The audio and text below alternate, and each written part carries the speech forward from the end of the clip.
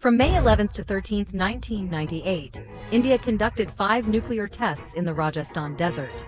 This move shocked its arch-rival, Pakistan. India sought to use nuclear deterrence to pressure Pakistan, but unexpectedly, 2 weeks later, Pakistan conducted 6 nuclear tests in direct response. Many people wonder how Pakistan, a poor and underdeveloped country with little economic success, managed to successfully develop nuclear weapons. On July 16, 1945, the United States successfully conducted the first nuclear test and on August 6 and 9 of that year, dropped 2 atomic bombs on Hiroshima and Nagasaki in Japan. This was the first and only time in human history that atomic bombs were used in warfare.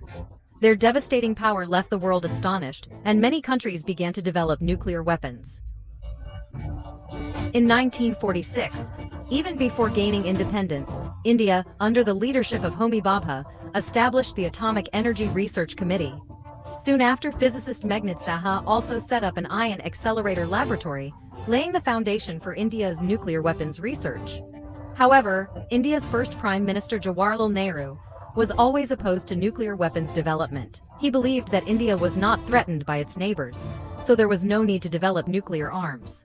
Nevertheless, Nehru saw the potential for peaceful uses of nuclear energy, which led to the establishment of nuclear facilities between 1956 and 1965. In August 1956, with British assistance, India built the Apsara reactor for scientific research. 4 years later, Canada helped India build another nuclear reactor, enabling India to make further progress in nuclear energy applications. However, following the 1960 Sino-Indian border conflict, Nehru began advocating for nuclear weapons development as a means to threaten China. That same year, Nehru passed the Atomic Energy Act, signaling India's shift toward military applications of nuclear energy. India could never have imagined that on October 16, 1964, China would detonate its first atomic bomb. Although China promised a no-first-use policy, India still perceived it as a major threat, prompting more aggressive nuclear weapons development. After Nehru's death in 1964, his successor, Indira Gandhi, decisively pushed for nuclear weapons development and refused to sign the Non-Proliferation Treaty (NPT). On May 18, 1974, India conducted its first nuclear test at Pokhran, but for the next 24 years, there was little news about its nuclear activities until May 1998, when India, under the leadership of the Bharatiya Janata Party (BJP), successfully conducted 5 nuclear tests and publicly declared itself a nuclear state. To India's surprise, Pakistan responded on May 28, 1998, by conducting 5 nuclear tests of its own. The tests triggered a 5.0 magnitude earthquake, but 2 days later, on May 30th, Pakistan conducted another nuclear test, stating that it wanted parity with India, which had also conducted a test in 1974. The nuclear arms race between the two countries shocked the world's major powers.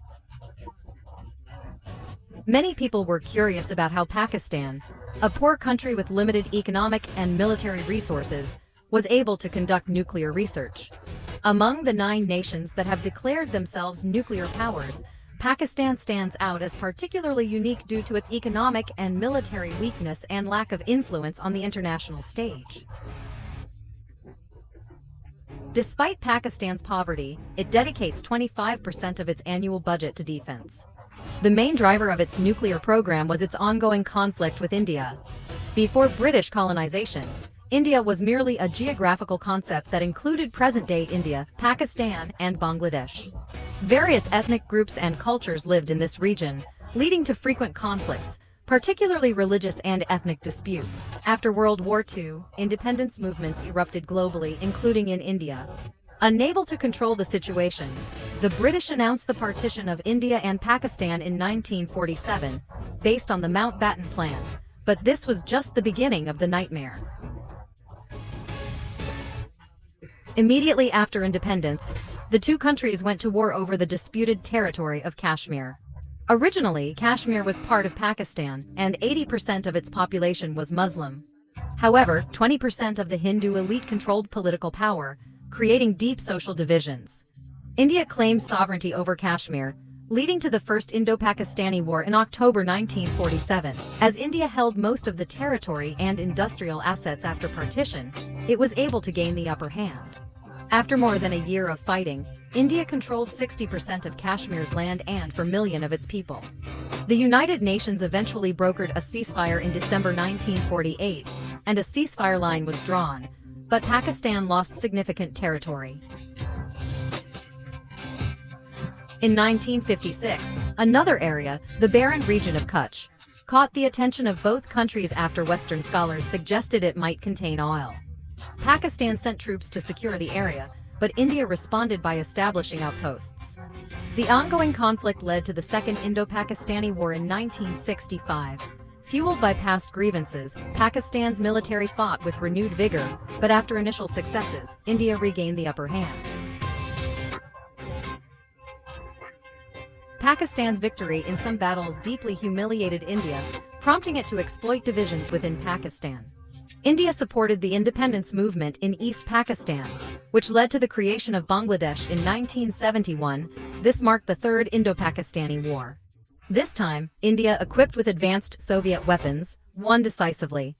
Pakistan had to recognize the independence of Bangladesh and accept India's control of Kashmir along the ceasefire line. The war was a heavy blow to Pakistan, but its intelligence services soon learned that India was developing nuclear weapons.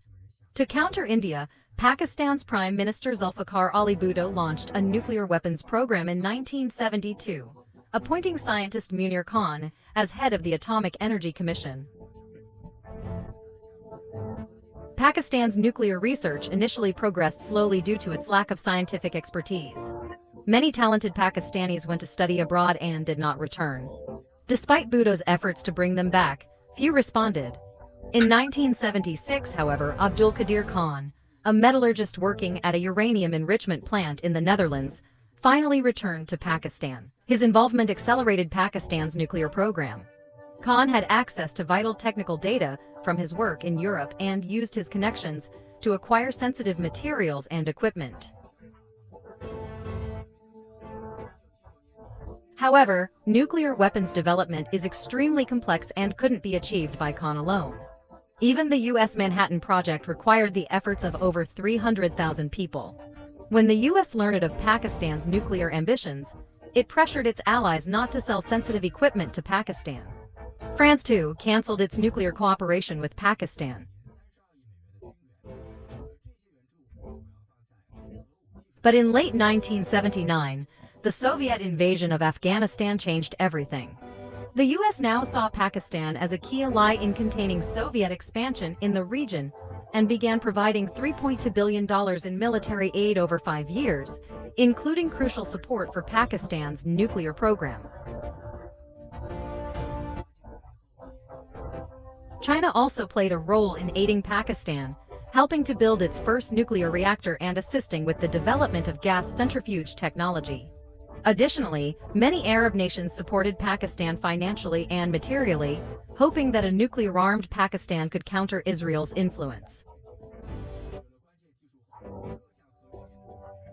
By 1987, Pakistan had mastered the key technologies needed to produce nuclear weapons, and Abdul Qadir Khan publicly declared that Pakistan could produce nuclear arms. Despite U.S. efforts to prevent Pakistan's nuclear development, by the time Bill Clinton took office, it was clear that Pakistan had already achieved nuclear capability. Following India's 1998 nuclear tests, Pakistan quickly responded with its own, signaling to India that it could not act recklessly in the Kashmir dispute.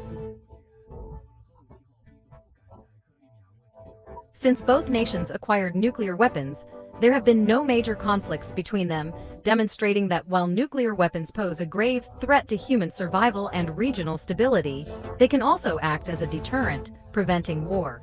Many people believe that without nuclear weapons, World War III would have already begun.